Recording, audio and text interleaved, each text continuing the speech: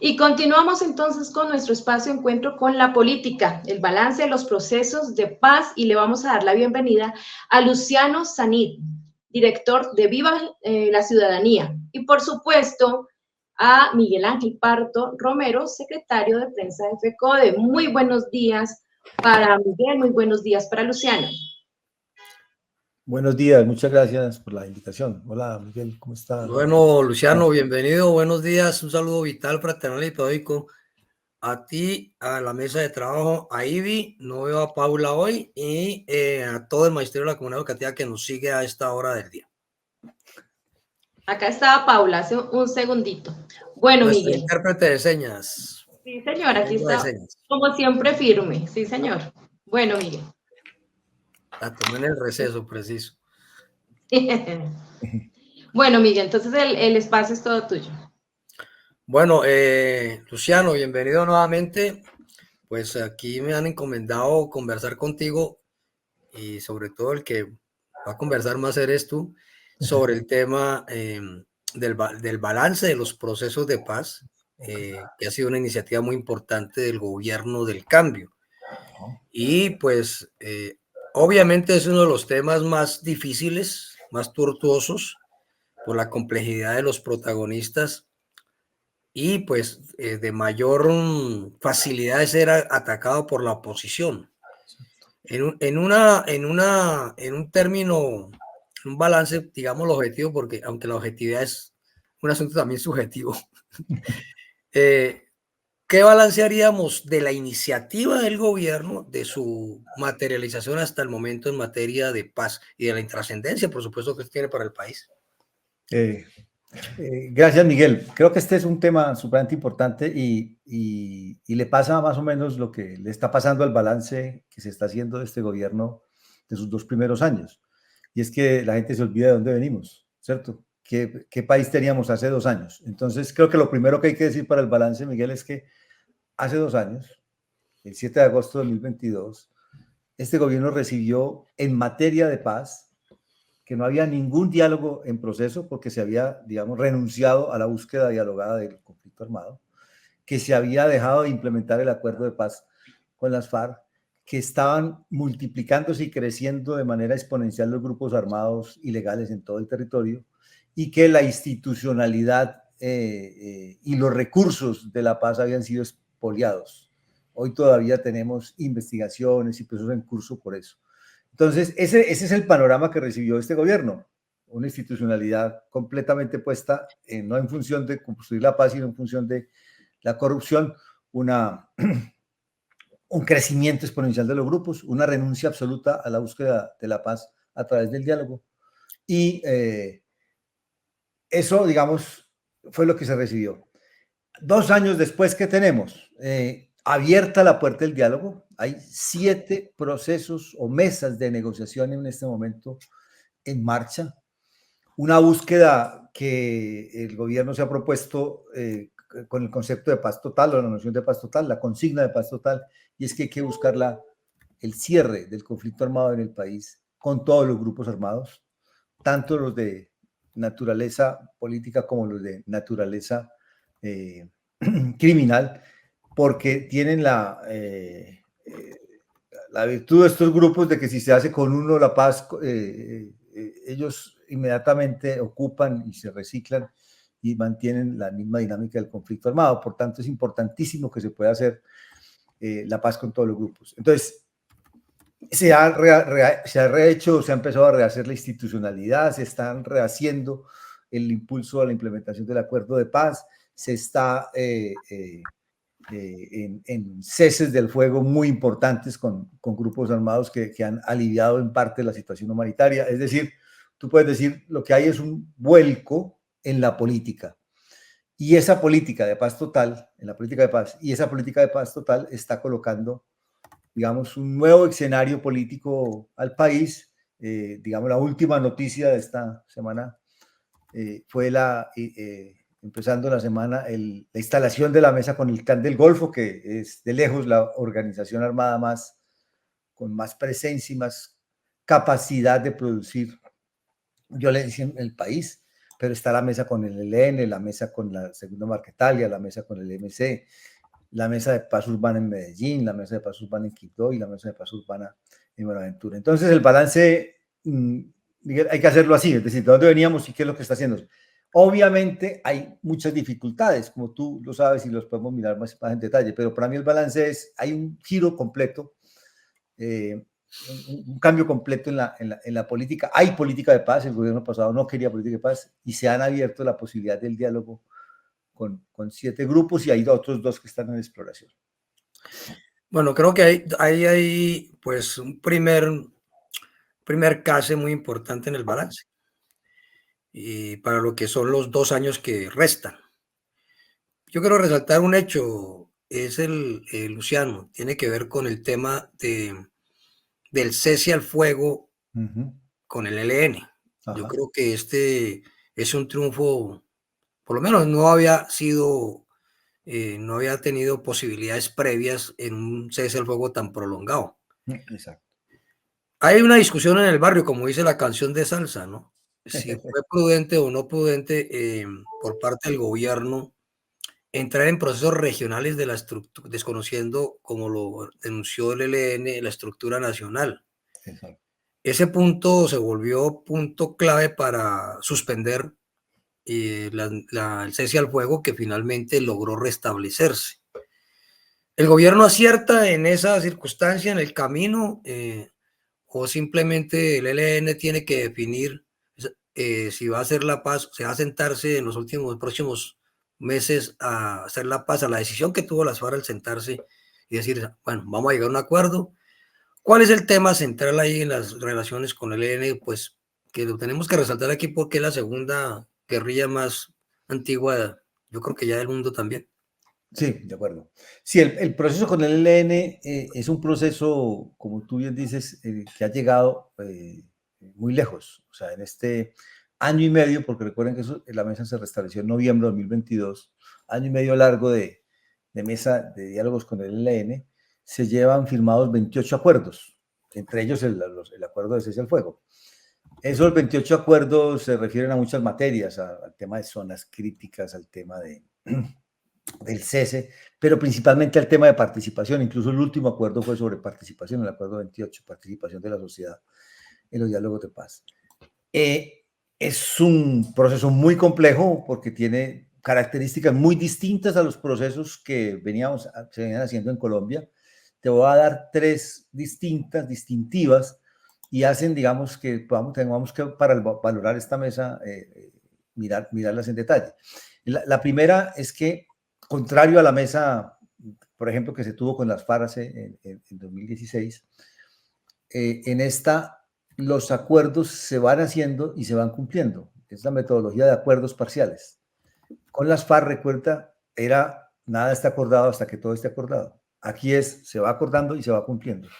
Entonces van 28 acuerdos y se están cumpliendo. O sea, hay un montón de acciones y un despliegue institucional y social muy importante para cumplir todos sus acuerdos. La segunda característica que lo hace un poco distinto a las experiencias de paz anteriores es que hay una fuerte presencia de las sociedades desde el inicio del proceso. Es lo que se ha llamado el Acuerdo 9 de participación, que convocó a la sociedad a que se diseñara cómo quería estar en el proceso de paz. Eso logró terminarse con el acuerdo 28 y 25 de mayo pasado y se adoptó un modelo de participación. Eso no había pasado nunca en un proceso de paz en Colombia, y es que empezando el proceso de paz se adopta un acuerdo consultado con la sociedad. Se consultó con 5.000 organizaciones, 8.000 personas en todo el país, en todos los territorios, para consultarles cómo querían participar en este proceso de paz. Y eso ya quedó sistematizado y adoptado por la mesa. Esa es una segunda característica. Y una tercera es que obviamente se hace en el marco de varios procesos de paz en conjunto. Recuerda, tú y yo que tenemos edad para haber visto mucha historia, nunca se hacían procesos simultáneos. La decisión del Estado era hacer un proceso, o sea, cada gobierno hacía un proceso de paz, ¿sí? Pero en simultánea no se abrían mesas. Este proceso tiene en simultánea varias mesas con grupos que están en interacción armada o política con el mismo ELN. Es decir, hay con la Segunda Marquetalia, con el MC, ahorita con el Clan del Golfo, y con procesos territoriales, como el caso de Nariño, ¿cierto? Entonces, eso hace muy complejo, porque obviamente las mesas no se sincronizan, eso no es así como uno quisiera que como se intentó en el principio del cese al fuego multilateral, eso no es tan fácil, ¿cierto? Bueno, entonces, en esa complejidad, que quiero que tengamos eso claro. No se sincronizan las mesas del movimiento sindical, vaya a ver las ahora se van a sincronizar las del grupo armado, de acuerdo, pero hay quien pretende, incluso hay sectores de la opinión que le piden al gobierno que sincronice las mesas, o sea, no lo hizo ningún gobierno, no lo en la historia, porque aquí había una opción por la paz parcial, este gobierno tiene una opción por una paz más integral, más completa, total. Bueno, el hecho es que, voy a lo del ELN, estas características hacen que ese proceso sea pues, muy significativo en términos del modelo de negociación de acuerdos parciales, de acuerdo por la participación de la sociedad y por la simultaneidad de mesas. Eso hace pues también que no solamente sea novedoso, sino complejo. ¿Qué pasa en concreto con la mesa de diálogo del ELN? El ELN alega dos cosas para suspender la mesa. Una, que esos acuerdos parciales, algunos no se están cumpliendo con la celeridad que se requiere. Y dos, que el gobierno abrió un proceso de negociación, ¿cierto? Con el Frente Comuneros del Sur en Nariño, y el ELN entiende que eso, digamos, viola la confianza que tenían en la mesa nacional. Esa opción del gobierno por esa negociación territorial, si me preguntas a mí, yo no la hubiera hecho. Yo le daría un peso mayor pues a la mesa nacional. Eso es como en el sindicalismo, si la obviamente FECODE sale para un sindicato regional, hacer la negociación con el gobierno, eso pues FECODE va a parar la mesa nacional por eso. Ese es como un poco, ahora, tú sabes que las negociaciones tienen estrategias que no se le revelan al público, entonces nosotros pues lo que tenemos es especulaciones, pero digamos si estuviera en mis manos, si fuera yo el reencargado de la política de paz del país, no haría eso. Yo sostendría un diálogo fuerte en la mesa nacional y buscaría, porque eso sí es muy importante, y ahí yo tengo que darle también la razón al gobierno, la búsqueda de la paz en los territorios es muy importante. Este país es un país de territorios y las cosas hay que aclimatarlas y ponerlas en concreto en los territorios, pero eso se puede hacer como se hace, digamos, que nosotros sabemos en el sindicalismo, se hace el acuerdo nacional y luego se hacen las cosas en lo territorial. Entonces, sí creo, como tú dices, que este es el proceso, digamos, más significativo, pues por lo que es la historia y el papel y, digamos, y la novedad del modelo de negociación que se está haciendo con el ELN. Bueno, creo que pues todos estamos claros de la importancia de silenciar los fusiles en los territorios y en el país. Claro. Y ese es un primer objetivo que todos hemos perseguido, de que las contradicciones o las discusiones o los debates en la sociedad no se resuelvan sobre la base de la desaparición del contrario. Y creo que este es un aspecto que todos buscamos como un primer paso pues hacia la civilidad de la política. Pero a mí me parece muy bien resaltar que el tema de la ley de paz total va más allá de eso, y creo que valdría la pena dejar por lo menos aquí planteados algunos elementos de que la ley de paz total no solamente es un asunto de buscar la paz y el silencio de los fusiles y la civilidad en la contienda política, sino más allá. Entonces yo creo que valdría la pena resaltar y reiterar eso, porque eso marca, pues, complementa el grado de complejidad de la ley. De acuerdo, Miguel. El concepto, la noción de la política de paz total no solamente trae esto que ya hemos dicho, sino que trae también, digamos, varias novedades. Esto de que se abren procesos con los grupos armados, mesas de negociación, ¿no?, políticos, pero también se hacen espacios de acercamiento sociojurídico con estructuras criminales de alto impacto. Se está en el corazón de la política de paz con la idea de que la paz tiene que traer transformaciones sociales, económicas y políticas. La paz no es solo el tema de dejación de armas, implica también transformaciones. Se trae el componente muy fuerte de la participación de la sociedad en la construcción de la paz. Se trae también la idea de que la paz se tiene que juntar con la seguridad humana. Es decir, hay elementos mucho más que complejizan, como tú dices, la política y la ponen más compleja también para implementarse, pero que también dan mayor esperanza a que la política de paz sea estable y duradera, como hemos tratado de decir cada que se firma un acuerdo de paz. Ahí hay cosas muy importantes. Hay una que tiene que ver mucho con los docentes, que casi nadie habla, que es el servicio social para la paz. Tú sabes, en la ley de paz total se aprobó el servicio social para la paz, era una reivindicación histórica de los jóvenes, de no tener que ir al servicio militar, sino poder prestar un servicio alternativo. Ese se aprobó en la ley de paz total en diciembre de 2022. Se está en este momento ya a una firma para que salga el decreto reglamentario, que en concreto, ¿qué va a hacer? Que los jóvenes, cuando sean llamados al servicio militar obligatorio, puedan optar y decir, me voy al servicio militar o me voy al servicio social para la paz. Si decide ir al servicio social para la paz, tendrá 11 opciones. Ir a hacer pedagogía, por ejemplo, en zonas rurales, ir a hacer, trabajar con las víctimas, promover espacios de conversación y diálogo en las instituciones educativas. Bueno, hay un montón de posibilidades para que los jóvenes, cuestiones ambientales, opten por el servicio social para la paz. Eso es crearle un contingente a la paz, un contingente juvenil a la paz. No un batallón, un contingente juvenil a la paz. Y eso es como, bueno, FECODE ha estado toda la vida en esa misma lógica, en esa misma coordenada de que los jóvenes hay que convocarlos a la paz y no a la guerra y formarlos en esa perspectiva.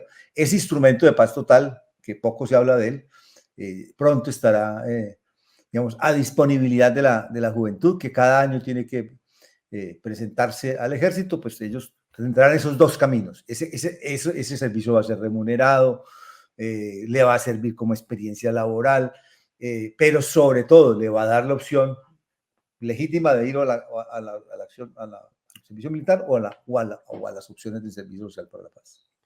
Bueno, Luciano, estaremos muy pendientes entonces del transcurso de este tema tan clave para el país y para, por supuesto, a todos y todas, el efecto que tiene sobre lo que ha sido el conflicto, sobre todo el tema social, pero también sobre la escuela y pues nuestro interés de reforzar este tema de la paz total con nuestro proyecto de Escuela Territorio de Paz. Luciano, muchas gracias, un abrazo a todos y todas. Bueno, Miguel, que estés muy bien, muchas gracias. Bueno, suerte. Chao. Se nos quedó la presentadora. Pero ya salí. Aquí estaba pendiente, pero no aparecía. Miguel, muchísimas gracias. Qué rico verte. Gracias por ampliarnos todo este panorama, como siempre. Un abrazo. Gracias, Miguel.